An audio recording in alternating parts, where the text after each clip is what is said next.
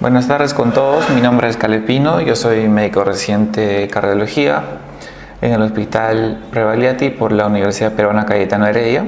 Vamos a desarrollar el tema de insuficiencia cardíaca. Tenemos una media hora para repasar los puntos más importantes de esta patología. ¿Ya? Primero hay que recordar que la insuficiencia cardíaca es un estado en el cual el corazón es incapaz de satisfacer las necesidades metabólicas del organismo. ¿Ya?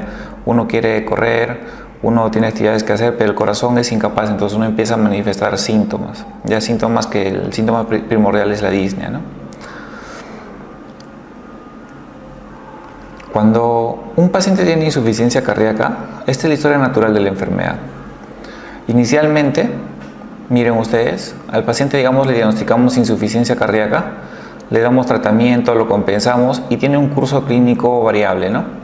Acá puede estar tranquilo el paciente, pueden pasar meses, años, hasta que el paciente empieza a hacer exacerbaciones, descompensaciones agudas de la insuficiencia cardíaca. Es importante que ustedes sepan que una vez diagnosticada insuficiencia cardíaca, ese es un ciclo permanente, es un ciclo vicioso, que el más insuficiencia cardíaca genera más renina, angiotensina, aldosterona, más sistema nervioso simpático, y eso a su vez genera más insuficiencia cardíaca. Es un ciclo vicioso. De tal forma que los pacientes cada vez empiezan a deteriorar, y cuando hay descompensaciones agudas, el paciente no va a recuperar su estado que estaba al inicio, no va a recuperar su estado basal. Miren ustedes, cada vez que se descompensa, su función como va bajando, y obviamente que su calidad de vida también va bajando. Estos pacientes, durante toda su historia, ¿no? La historia natural de la enfermedad, pueden tener muerte súbita, arritmias, descompensaciones, falla de bomba, que es lo último, ¿no? Pacientes ya que están con una falla cardíaca refractaria, muy descompensada, que se hospitalizan cada semana, todos los meses están en el hospital, obviamente que se infectan, hacen falla renal y llegan a hacer falla de bomba y finalmente la mortalidad aumenta, ¿no? Miren ustedes que conforme vamos tratando la insuficiencia cardíaca, inicialmente no hay problema, no le podemos dar sus diuréticos, su beta bloqueador, su IECA, pero conforme va deteriorándose la función sistólica, conforme va perdiendo la capacidad contráctil cada vez más, el tratamiento que le damos deja de ser efectivo en un punto, ¿no? Deja de ser efectivo y comenzamos a hacer lo que son los tratamientos paliativos, ¿no? Pacientes con falla cardíaca ya muy refractaria, casi no se puede hacer muchas cosas, ¿no? Esto fue escrito desde el año 2008, miren ustedes, y hasta ahora todavía se mantiene. Esta historia de la enfermedad lamentablemente no ha cambiado, pese a que usamos tantos medicamentos, nuevas medidas, no ha cambiado significativamente. Bueno, pues en la insuficiencia cardíaca hay que recordar las causas, ¿no? Las causas más frecuentes, uno es la hipertensión, segundo es la cardiopatía isquémica y tercero son las valvulopatías. Eso tiene que estar bien claro, las tres causas más frecuentes. Pero cuando hacemos una evaluación etiológica, vamos a ver que, por ejemplo, hay insuficiencia miocárdica, ¿no? Cuando el propio músculo cardíaco es el que falla, ¿no? Entonces puede ser primario o puede ser secundario. Puede fallar de forma primaria por una miocarditis, por ejemplo, una inflamación del miocardio, o por una miocardiopatía, por ejemplo, una miocardiopatía dilatada hereditaria. Es una causa de insuficiencia cardíaca, ¿ya? Es una causa primaria. Por ejemplo, miren ustedes, el alcohol, ¿no? El alcohol puede generar también daño a nivel del músculo cardíaco. Cuando es secundario a alteraciones extracardíacas o valvulares, por ejemplo, cuando se produce un infarto, la obstrucción es en la arteria coronaria, ¿sí o no? Pero eso ¿qué va a afectar? Va a afectar el miocardio, y ese miocardio va a ser insuficiente en el tiempo y no va a poder suplir las necesidades metabólicas del organismo. Isquemia, por ejemplo. Enfermedades infiltrativas, enfermedades sistémicas, la uremia, depresión miocárdica por drogas. Ustedes saben, por ejemplo, que muchos quimioterápicos que se usan en cáncer de mama, ¿no? Cáncer de mama, en los linfomas, pueden dañar el tejido cardíaco y pueden producir dilatación del corazón e insuficiencia en la capacidad contráctil, ¿no? Depresión miocárdica por drogas, ¿no? Enfermedades genéticas, etc. Hay también causas que no originan directamente un déficit de la contractibilidad, pero producen alteraciones del llenado. Por ejemplo, una taquicardia, si un paciente entra con una frecuencia cardíaca de 160 o 200 latidos por minuto, no le va a dar un tiempo suficiente al corazón para que haga una buena diástole, un buen llenado. Como el corazón está que late bien rápido, no va a haber una buena diástole, no va a haber un volumen sistólico adecuado, no va a haber un gasto cardíaco adecuado. Entonces, pese a que el corazón estructuralmente está bien, una taquicardia, ¿qué es lo que hace? Que el corazón no funcione de forma adecuada, no hay un gasto cardíaco adecuado y eso va a generar síntomas de insuficiencia cardíaca. Lo mismo pasa con la estenosis mitral, tricuspida, constricción pericárdica, restricción miocárdica. Por ejemplo, en la miocardiopatía restrictiva es un corazón que está duro, ¿no? Que no puede entrar la sangre. La sangre entra con poco volumen y también sale con poca fuerza, ¿no? Y usualmente esos pacientes es hereditario, ¿no? Tienen una herencia, ¿no? Autosómica dominante, ¿no? O la otra es que el corazón se enfrente con una carga de presión o de volumen, ¿no? Superior a su capacidad. Si, por ejemplo, entendemos que la cámara cardíaca del ventrículo izquierdo es como un cuarto y la válvula es como una puerta, ¿qué pasa si la puerta no se abre bien? Por ejemplo, una válvula envejecida, ¿no? Degenerada. El corazón tiene que bombear con más fuerza para vencer esa resistencia, ¿no? Entonces, el corazón tiene que enfrentar a una carga mayor, ¿no? ¿Por qué? Porque hay una válvula que estaba, digamos, cerrada, ¿no? Por ejemplo, en la estenosis aórtica, ¿no? La estenosis aórtica también genera insuficiencia cardíaca. Su contraparte, la regurgitación aórtica, es igual, ¿no? La hipertensión arterial, cortocircuito, son muchas causas de insuficiencia cardíaca. Bueno, lo que ustedes tienen que recordar siempre es que las causas más frecuentes son hipertensión, cardiopatía isquémica y las valvulopatías, ¿ya? Son causas de insuficiencia cardíaca. Hay que recordar mecanismos desencadenantes que son importantes, ¿ya? Hay causas de la insuficiencia cardíaca, hay desencadenantes y también mecanismos compensadores de la insuficiencia cardíaca. Hemos visto las causas, los desencadenantes. Lo más frecuente es que el paciente no cumpla su tratamiento indicado. Al paciente le decimos, vas a tomar diuréticos, vas a restringir los líquidos, tienes que tomar tus yecas, tus beta bloqueadores, pero el paciente por obvios motivos no los toma. Entonces, ¿qué pasa? Se descompensa, ¿no? Ingesta excesiva de líquidos también. Aunque no lo crean, muchos pacientes que tienen años de insuficiencia cardíaca no saben que tienen que restringir los líquidos. Entonces van en verano, sobre todo, no mucho calor, toman bastante líquido y después de unos días reingresan a la emergencia sobrecargados de volumen. Las infecciones, la anemia, el embarazo, la isquemia, las arritmias son mecanismos desencadenantes, ¿ya? Desencadenantes. Los mecanismos compensadores son básicamente tres: el sistema nervioso simpático, el sistema de renina, angiotensina, aldosterona y el sistema de los péptidos antidiuréticos, ¿ya? Péptidos antidiuréticos, que es el ProBNP, el BNP, el ANP, el CNP. Los vamos a ir viendo cada uno. Miren, por ejemplo, el sistema renina, angiotensina, aldosterona y el sistema nervioso simpático, ¿ya? Estos sistemas se activan cuando hay un bajo gasto. Hay quimioreceptores que se activan, hay barorreceptores que se activan, que van a activar el sistema nervioso simpático. Este sistema nervioso simpático, como ustedes saben, produce taquicardia y aumenta la fuerza de contracción del corazón. Produce taquicardia, aumenta la frecuencia cardíaca, aumenta la fuerza de contracción y a nivel periférico va a producir vasoconstricción. Vasoconstricción va a generar ¿qué cosa? Que aumente la poscarga. ¿Para qué es este mecanismo compensatorio? Lo que quiere es aumentar el gasto cardíaco. Genera vasoconstricción, ¿para qué? Para evitar, digamos, el paciente está con una pérdida sanguínea, alguien tiene un accidente, tiene bastante sangrado. Ese sistema se activa ¿para qué? Para evitar, en este caso, la pérdida sanguínea, ¿no? Va a aumentar las resistencias periféricas, pero esta a su vez va a aumentar la poscarga. El tema es que el aumento de la poscarga, cuando es crónico, en una etapa aguda ayuda mucho para que el paciente, digamos, no se muera de sangrado, pero en una etapa crónica esto va a inducir en el corazón hipertrofia, y la hipertrofia ya no es tan benigna. Ya, la hipertrofia, cuando empieza a suceder en un paciente, significa que el daño ya es crónico, está sometido a resistencias altas, a una poscarga alta.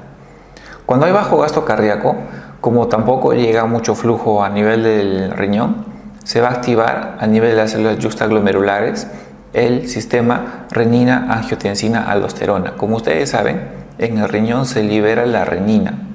Esta renina se va a activar y va a hacer que el angiotensinógeno se convierta en angiotensina 1. Esta angiotensina 1, cuando pasa por la sangre, pasa a nivel del pulmón, a través de la enzima convertidora de angiotensina se va a convertir en angiotensina 2, ¿no?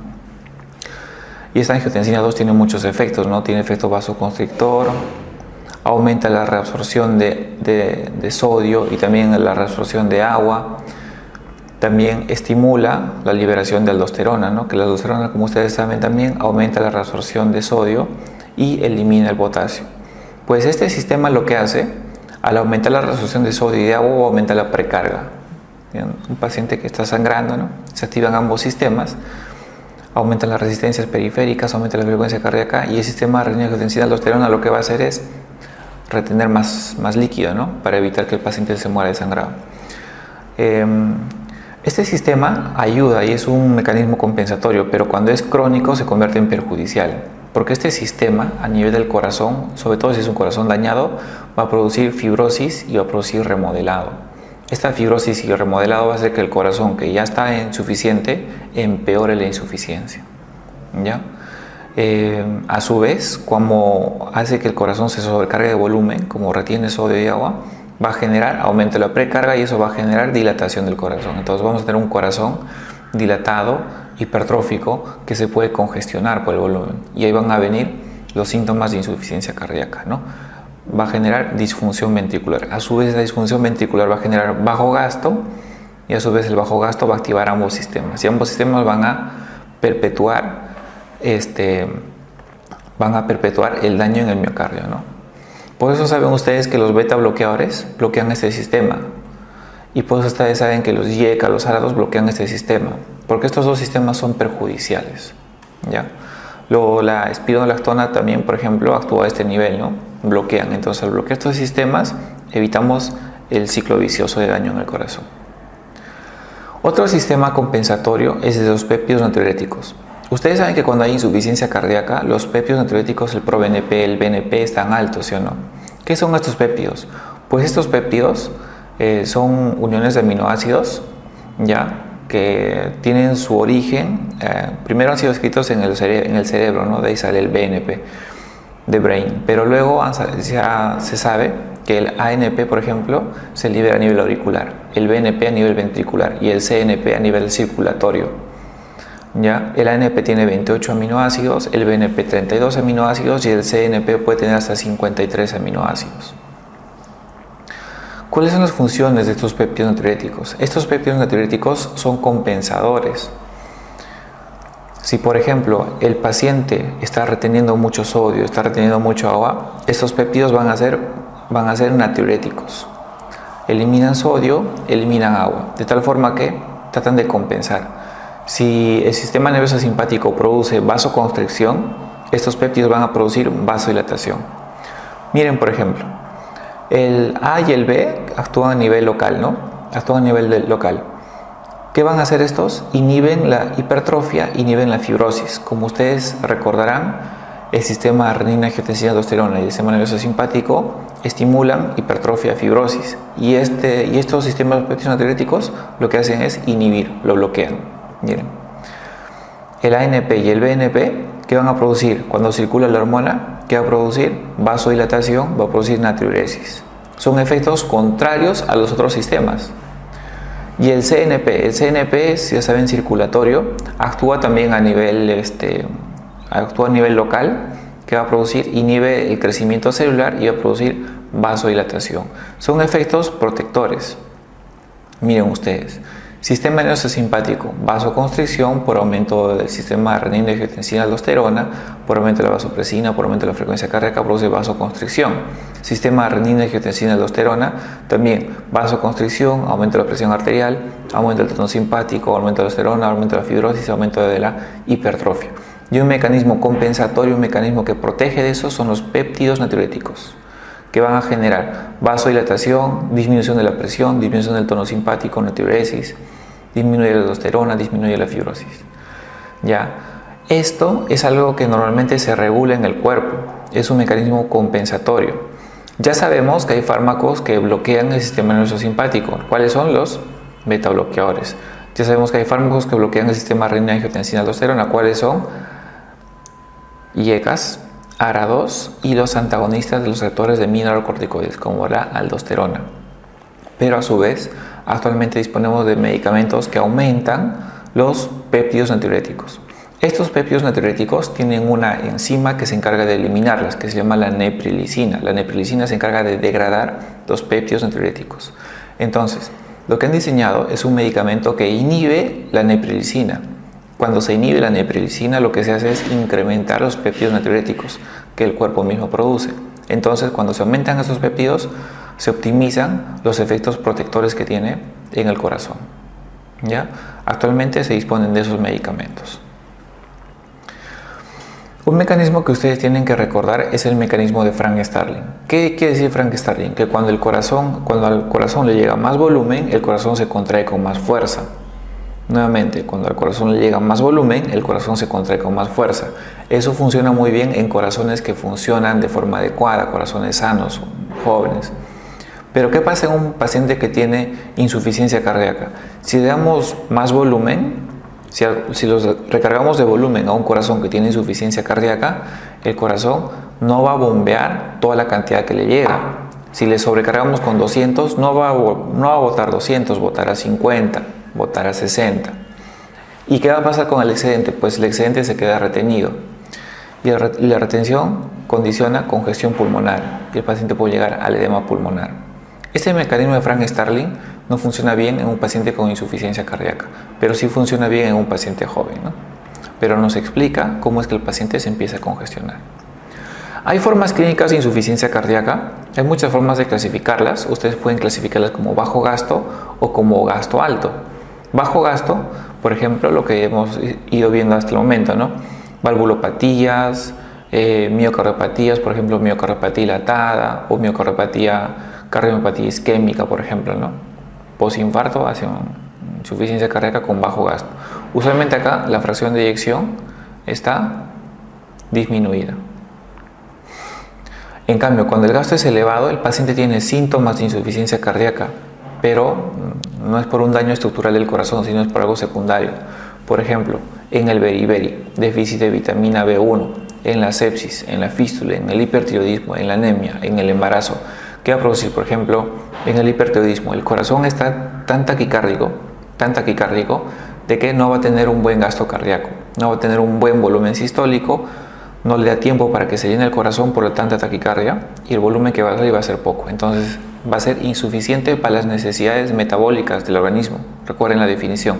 Y un hipertiroideo de por sí tiene el metabolismo incrementado. Entonces, cuando el corazón no puede suplir esas necesidades, va a generar síntomas. El paciente va a tener cansancio, va a tener disnea. Pero la fracción de eyección va a estar muchas veces normal o algunas veces va a estar incrementada. ¿Ya? Importante. Ya saben ustedes que el diagnóstico de insuficiencia cardíaca es clínico. Ya son formas de diferenciarlas.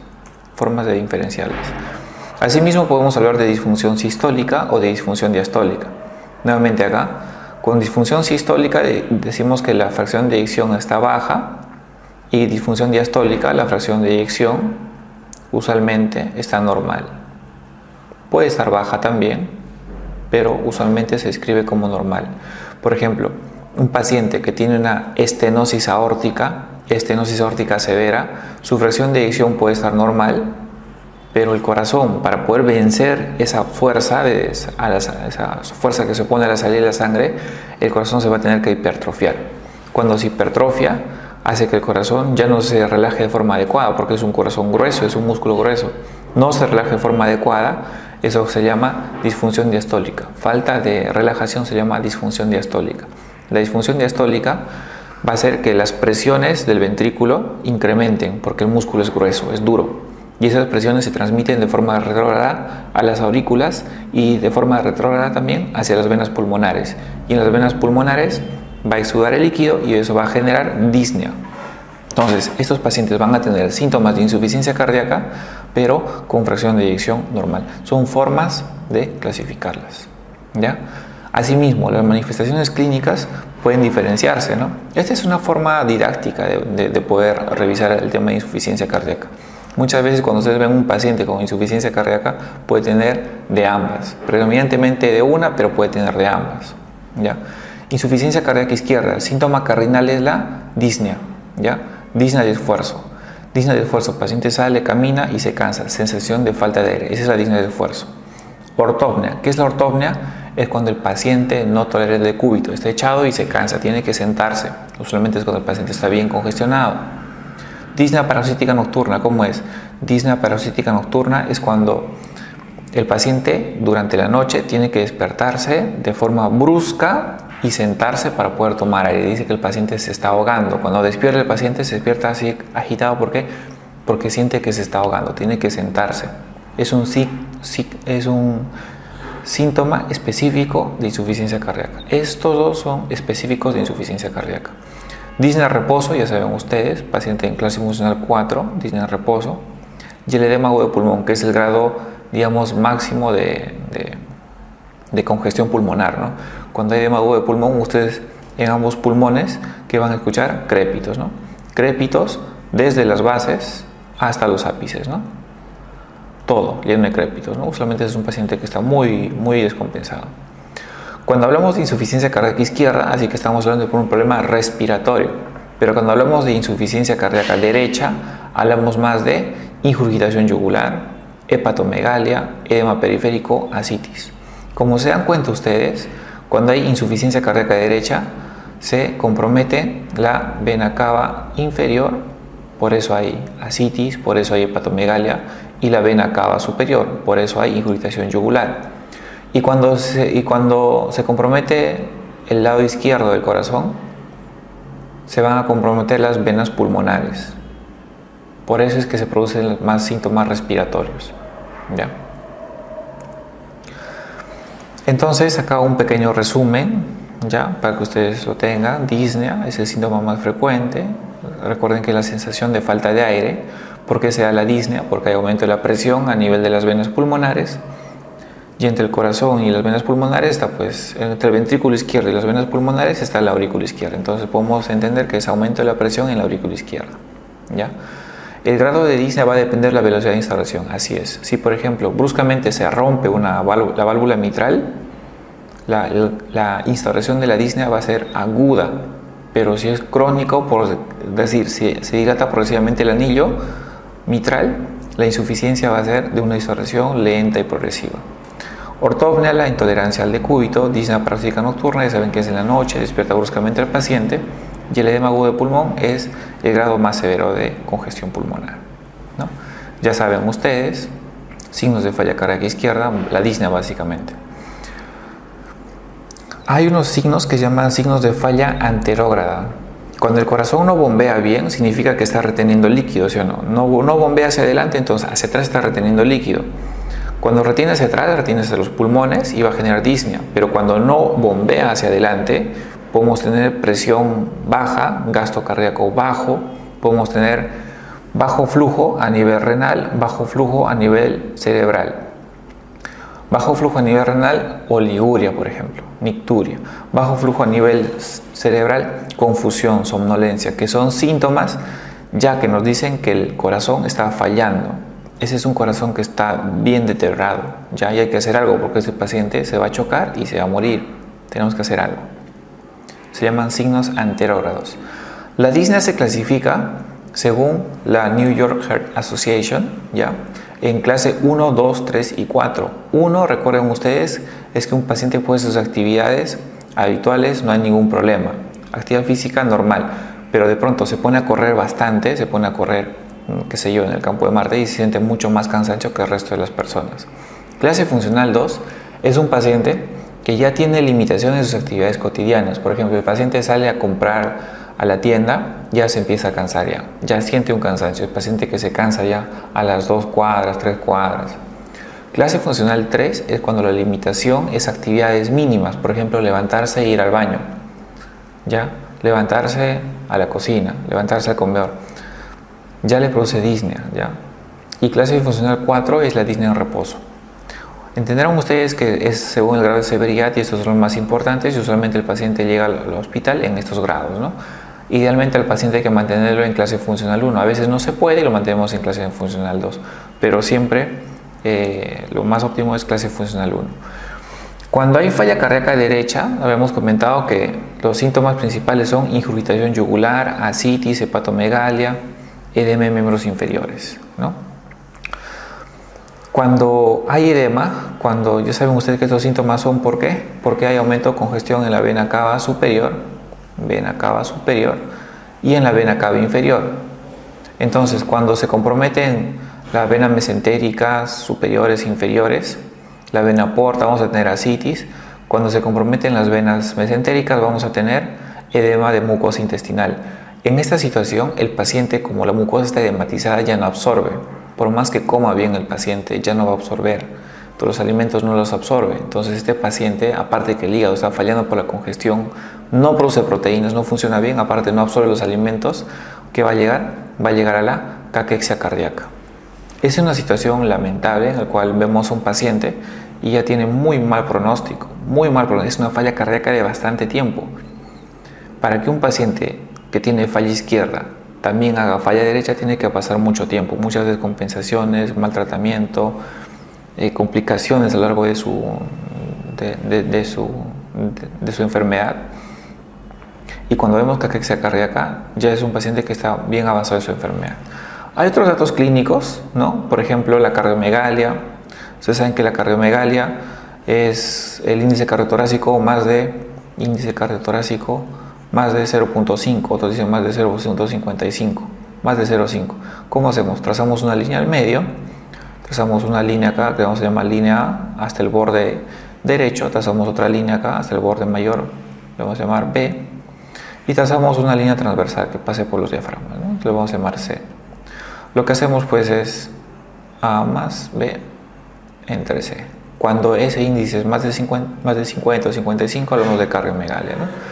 El galope o el ritmo del tercer ruido cardíaco, ¿no? Que se da en diástole, como saben ustedes, y el cuarto ruido cardíaco que también se da en diástole, ¿no? El pulso alternante pues se dará cuando hay una fracción de eyección muy reducida, ¿no? Los criterios de Framingham les pueden preguntar en el examen. La verdad es que no los usamos de forma rutinaria en la práctica clínica, ¿ya? Son más que nada teóricos, si les sirve para vuestros exámenes, ¿ya? Disnea parasítica nocturna, edema agudo de pulmón, crépitos, distensión venosa yugular, la PVC más de 16, reflujo hepatoyugular, tercer ruido cardíaco llamado también ritmo de galope o cardiomegalia. Son criterios mayores. Si ustedes tienen criterios mayores, con 2 criterios suficiente para el diagnóstico. O si tienen uno mayor y tienen 2 menores, ¿no? Por ejemplo, la disnea de esfuerzo no es criterio mayor, puede ser por otra cosa, puede ser por anemia, puede ser por un problema pulmonar, edema de miembros inferiores. Por ejemplo, el edema de miembros inferiores puede ser por una cirrosis hepática, puede ser por una nefropatía, la tos nocturna puede ser por una tuberculosis. No son signos específicos, los criterios mayores son más específicos de insuficiencia cardíaca.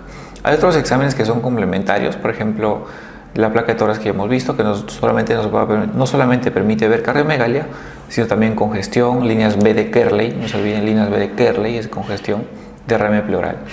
El EKG es importante, el EKG es la anatomía del corazón, nos va a permitir ver si el paciente está en una arritmia o no. A veces la arritmia genera insuficiencia cardíaca, nos va a permitir ver si el paciente tiene huella de infarto, tal vez el paciente tiene un infarto y por eso está haciendo insuficiencia cardíaca, nos permite ver la etiología, nos permite ver hipertrofia, nos permite ver crecimiento de cavidades. Este crecimiento de cavidades de forma indirecta nos orienta hacia las valvulopatías, ¿ya?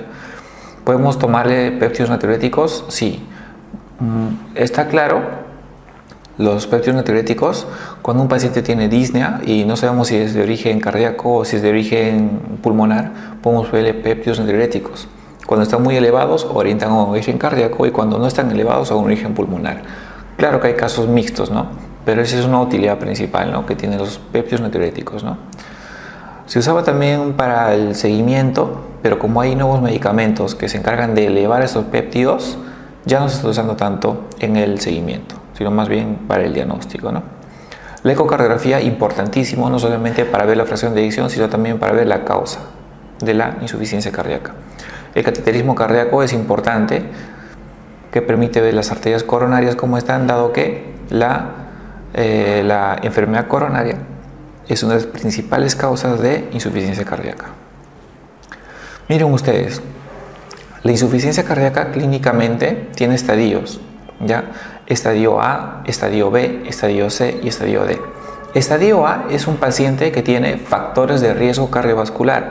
Estructuralmente el corazón está bien, le hacemos una ecografía del corazón, pero está bien, pero es un paciente hipertenso, es un paciente diabético, es un paciente fumador, es un paciente sedentario. Es un paciente que no tiene ahorita enfermedad, pero sabemos que acá un tiempo, si no cambia sus estilos de vida, va a desarrollar la enfermedad. Estadio clínico A. Estadio clínico B es un paciente que ya por su hipertensión de larga data empieza a desarrollar hipertrofia ventricular izquierda. Ya tiene un daño estructural, pero el paciente no tiene síntomas. El paciente hace sus cosas, probablemente no toma sus medicamentos de forma adecuada para la presión y por eso hace hipertrofia ventricular izquierda. Tiene una anomalía estructural. Digamos, hay pacientes que nacen con una válvula aórtica bicúspide, una anomalía congénita. No tienen síntomas, pero tienen la alteración estructural. Eso se llama estadio clínico B. Cuando pasamos al estadio clínico C, significa que el paciente ya tiene síntomas.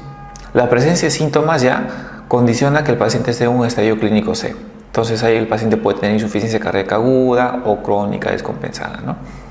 Y el estadio D es un paciente que ya es refractario al tratamiento, es un paciente que ya está muy avanzado en su enfermedad. Miren ustedes acá los esquemas, cómo los esquemas van cambiando, ¿no? Cuando ya hay descompensaciones, ya el corazón ya empieza remodelado, ya empieza a cambiar su forma. Así cuando está también insuficiencia cardíaca refractaria, es un corazón bastante deteriorado, con fracción de eyección muy baja, con clase funcional muy mala, paciente que habitualmente se para hospitalizando y las medidas que tenemos habitualmente ya no le ayudan mucho, ¿no? En cuanto al tratamiento de la insuficiencia cardíaca, ¿ya? Es importante en medidas generales. Primero, restricción de sal. La restricción de sal ha sido un método clásico, ¿no? Siempre paciente con insuficiencia cardíaca, restricción de sal. ¿Por qué? Porque la sal retiene sodio, entonces si la sal retiene agua, el paciente se va a congestionar más. Hay estudios que ya han demostrado que el paciente que restringe sodio, que restringe la sal, se muere más. Es controversial la restricción de sal. La restricción de sal será más importante en hipertensión, pero en insuficiencia cardíaca es controversial. Ustedes podrían decirle que el paciente consuma su sal habitual, ¿no? Obviamente sin excesos. Ejercicio físico regular según su capacidad que tenga el paciente, evitar el alcohol y los AINES y control de los factores de riesgo cardiovascular. No basta con tratar la insuficiencia cardíaca. Si el paciente es hipertenso, hay que manejar la hipertensión. Si es diabético, hay que manejar la hipertensión. Si es un paciente fumador, pues tiene que dejar de fumar. Si no, muy poco va a ser el beneficio. Dentro del tratamiento farmacológico hay medicamentos que mejoran la sobrevida y hay medicamentos que controlan síntomas. Hay medicamentos que mejoran la sobrevida, por ejemplo, los YECA, los ARA2, los antagonistas de receptores de aldosterona, entre otros medicamentos que los vamos a ir viendo. Primero, los YECAs. Ustedes saben que los YECAs están indicados sobre todo en pacientes con fracción de eyección baja. Van a evitar el remodelado cardíaco, van a evitar que el corazón se dilate y entre en el ciclo vicioso. Ustedes saben que los YECAs bloquean el sistema renina-angiotensina-aldosterona. Otros medicamentos son los ARA2. Los ARA2 tienen menor recomendación que los YECAs. Si a un paciente ustedes le pueden dar un enalapril, un captopril, es mejor que darle un valsartán o un losartán, es mejor. Y los ARA2 los reservamos solamente cuando el paciente no tolera los YECAs, sea porque tenga tos o sea porque tenga angioedema. Los beta bloqueadores son el segundo grupo farmacológico que disminuyen mortalidad. Disminuyen mortalidad hasta un 30%, miren ustedes. Se usan cuando la fracción de eyección es baja, ¿ya? Hay algunos que tienen mejor nivel de evidencia, por ejemplo, carvedilol, bisoprolol, metoprolol, nebivolol, que ya están demostrados que disminuyen mortalidad. No así, por ejemplo, el propanolol, no así el atenolol. Estos fármacos últimos no han demostrado mejora sobrevida. ¿Qué es lo que hacen estos beta bloqueadores? Bloquean el sistema nervioso simpático y también bloquean la síntesis de renina. Evitan remodelado, evitan taquicardia y de esa forma mejoran la sobrevida. Algo adicional que tienen es que controlan las arritmias y previenen muerte súbita por arritmias. Es importantísimo. Los antagonistas de receptores de mineralocorticoides, como la espironolactona y la eplerenona, son medicamentos que también mejoran la sobrevida, disminuyen mortalidad, ¿ya?